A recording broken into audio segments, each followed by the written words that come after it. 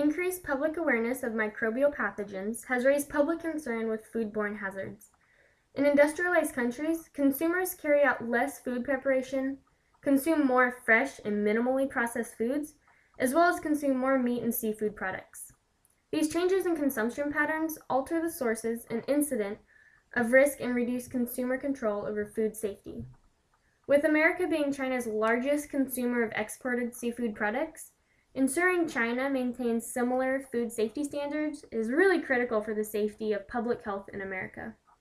For this reason, obtaining a firm understanding of China's food safety system is critical.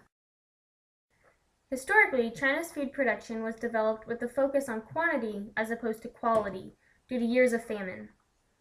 This focus on quantity was primarily achieved through the utilization of small producers located throughout the country, as opposed to having 3 or 4 big-time producers.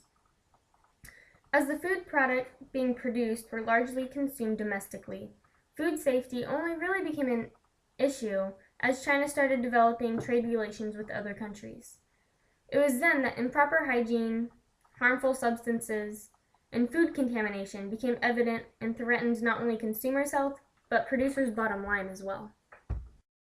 Through a trial and error process over the past few decades, China has been trying to improve their food safety system. As of March 2013, China announced its most recent food safety program. In an effort to coordinate food safety efforts across the globe, a streamlined domestic food safety structure was developed. The new system is comprised of 3 regulatory branches whose authority is divided between production, distribution, and consumption of domestic food and drug products. In centralizing each process, China is trying to better regulate and enforce the food safety laws established. Now, by this point, you've probably heard enough about China, and you're really starting to wonder more about our own government and what it's doing to protect us.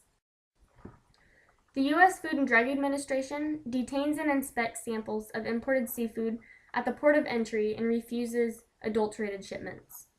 On top of that, public and private entities are using measures to ensure safer seafood through additional product testing and inspection at their own cost. As imported seafood products become more prevalent within the United States, addressing safety risks will be increasingly difficult. Now, as most contamination problems in seafood products, such as shrimp, is related to salmonella, I believe a good method in reducing contamination issues in the future may lie in reducing bacterium.